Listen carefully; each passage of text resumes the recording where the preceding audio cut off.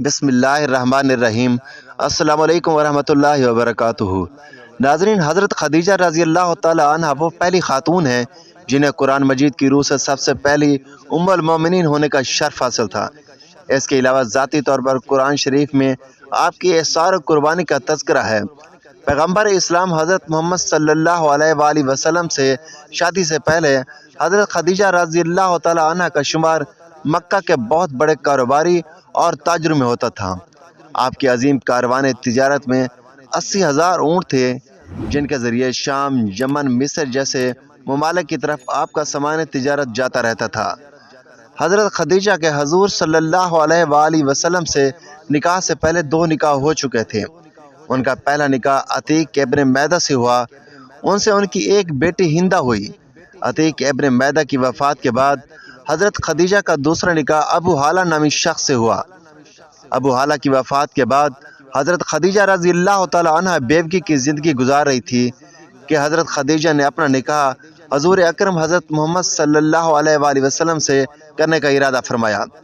जब हज़रत खदीजा ने हजूर से निकाह किया तो उस वक्त उनकी उम्र 40 साल थी और हजूर की उम्र 25 साल थी। जब हज़रत खदीजा रज़ी अल्लाह ताला अन्हा ने निकाह किया तो उस वक्त हज़रत खदीजा के चचा उमर बिन असद वहाँ पहुँच गए और इधर हजूर सल्लल्लाहु अलैहि वसल्लम भी अपने चचाओं के साथ पहुँच गए। इन सब की मौजूदगी में निकाह पढ़ाया गया। निकाह के बाद हजूर सल्लल्लाहु अलैहि वसल्लम ने वलीमे का बंदोबस्त किया और इस वलीमे में हजूर ने 1 या 2 ऊँट ज़िबा किए। हजूर से निकाह के बाद हज़रत खदीजा ने सारा माल और सारी दौलत हज़रत मोहम्मद सल्लल्लाहु अलैहि वसल्लम के कदमों में डाल दी ताकि इस्लाम की नशोनुमा के काम आ सके। उम्मुल मोमिनीन हज़रत खदीजतुल कुबरा सलामुल्लाह अलैहा इंतहाई बाफजीलत और बाकिरदार खातून थीं। आपके वालिद का नाम खुवैलिद बिन साद और वालदा माजिदा का नाम फातिमा था। इन दोनों का सिलसिला नस्ब आगे चलकर पैगम्बर इस्लाम सल्लल्लाहु अलैहि वसल्लम के सिलसिला नस्ब से जा मिलता है।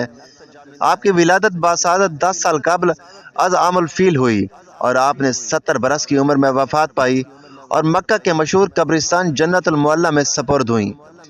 हज़रत अबू हुरैरा रज़ी अल्लाह तआला अन्हु बयान करते हैं कि हजूर नबी करीम सल्लल्लाहु अलैहि वसल्लम की बारगाह में हज़रत जिब्रील अलैहिस्सलाम आकर अर्ज़ करने लगे, या रसूलुल्लाह, ये खदीजा है जो एक बर्तन लेकर आ रही है जिसमें सालन और खाने पीने की चीज़ें हैं।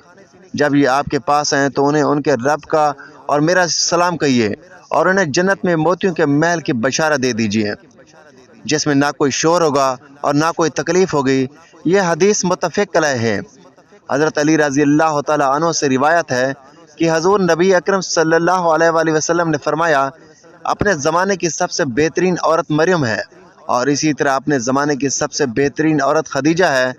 इसी तरह हज़रत अब्दुल्ला बिन अब्बास रज़ी अल्लाह तआला अन्हु फरमाते हैं कि एक दफ़ा हजूर नबी अकरम सल्लल्लाहु अलैहि वसल्लम ने ज़मीन पर 4 लकीरें खींची और दरियाफ्त फरमाया, क्या तुम जानते हो कि यह क्या है? सहाबा कराम रज़ी अल्लाह तआला अन्हु ने अर्ज़ किया, या रसूलल्लाह, अल्लाह और अल्लाह का रसूल बेहतर जानते हैं।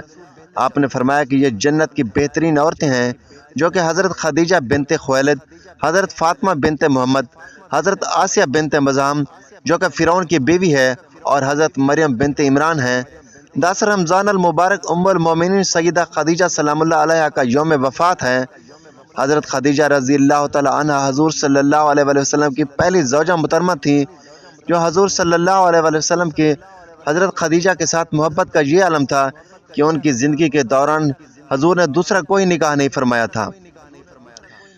हजूर हज़रत खदीजा के बारे में फरमाते हैं कि तुमसे बेहतर मुझे कोई बीवी नहीं मिली, क्योंकि उन्होंने सबसे पहले ईमान लाकर उस वक्त मेरा साथ दिया जब कुफार ने मुझ पर जुल्म और सितम की इंतहा कर दी थी। उन्होंने उस वक्त मेरी मदद की जब दूसरे ने मुझे इससे महरूम कर रखा था। इसके अलावा उनसे मुझे अल्लाह ने औलाद की नेमत से सरफराज फरमाया। हज़रत खदीजा सलामुल्लाह अलैहा के साथ हजूर सल्लल्लाहु अलैहि वसल्लम की बेपनाह मोहब्बत थी। लेकिन क्या आप जानते हैं कि हज़रत खदीजा की नमाज जनाजा क्यों नहीं पढ़ाया गया था? उसकी वजह भी है, हम आपको इस वीडियो में बताएंगे। हज़रत खदीजा सलामुल्लाह अलैहा निकाह के बाद 25 बरस तक हयात रहीं और फिर 10 रमज़ान मुबारक हिजरत से 3 साल कबल आपने इंतकाल किया। चुनांचे नमाज जनाजा उस वक्त तक शुरू ही नहीं हुई थी, इसलिए उनका जिस्म मुबारक इसी तरह दफन कर दिया गया, क्योंकि उस वक्त नमाज जनाजा समेत 5 वक्त की नमाज भी फ़र्ज नहीं हुई थी। بالکل اسی طرح رمضان کا مہینہ ہونے کے باوجود کوئی فرض روزے سے بھی نہ تھا، کیونکہ اس وقت روزے بھی فرض نہیں ہوئے تھے۔ اسی سال ہی رسول اللہ صلی اللہ علیہ وآلہ وسلم کے محبوب چچا جناب حضرت ابو طالب بھی دنیا سے رخصت فرما گئے، اور اس طرح ان دو عظیم صدموں نے حضور اکرم صلی اللہ علیہ وآلہ وسلم کو بہت دکھی کر دیا۔ اس لیے اس سال کو عام الحزن یعنی غم کا سال کہا جاتا ہے۔ حضرت خدیجہ کی وفات مدینہ کی ہجرت اور نماز فرض ہونے سے قبل اسی سال ہوئی جب حضرت ابو طالب کی وفات ہوئی۔ روایات کے مطابق انہیں جنت میں موتیوں سے تیار کردہ گھر ملے گا۔ حضرت محمد صلی اللہ علیہ وآلہ وسلم نے بذات خود ان کی قبر میں اترے اور اپنی سب سے بڑی غم گسار کو اپنے ہاتھوں سے لاد میں اتارا۔ پیارے پیغمبر صلی اللہ علیہ وآلہ وسلم کی حضرت خدیجہ رضی اللہ تعالیٰ عنہ سے 6 اولادیں پیدا ہوئیں اور 2 صاحبزادے جو بچپن میں انتقال کر گئے، اور 4 صاحبزادیاں پیدا ہوئیں۔ حضرت قاسم بن محمد حضور صلی اللہ علیہ وآلہ وسلم کے سب سے بڑے بیٹے تھے، انہی کے نام پر آپ کی کنیت ابو القاسم تھی۔ ان کے بعد حضرت زینب بنت محمد صلی اللہ علیہ وآلہ وسلم حضور کے سب سے بڑی صاحبزادی تھیں۔ ان کے بعد حضرت عبداللہ بن محمد نے بہت کم عمر پائی، چونکہ زمانے نبوت میں پیدا ہوئے تھے، اس لیے طیب اور طاہر کے لقب سے مشہور ہوئے۔ ان کے بعد حضرت رقیہ بنت محمد صلی اللہ علیہ وآلہ وسلم، ان کے بعد حضرت ام کلثوم بنت محمد صلی اللہ علیہ وآلہ وسلم، اور آخر میں سیدہ کائنات سیدہ فاطمہ الزہرا سلام اللہ علیہا پیدا ہوئیں۔ ان سب کی پیدائش میں 1 سال کا فرق تھا۔ حضرت خدیجہ سلام اللہ علیہا اپنی اولاد کو بہت چاہتی تھیں، چونکہ آپ مالی طور پر بہت مستحکم تھیں، اس لیے آپ کی لونڈی سلمہ کو بچوں کی پرورش پر مقرر کیا گیا تھا۔ وہ ان کی دیکھ بھال کرتی، ان کو کھانا کھلاتی اور دودھ پلاتی۔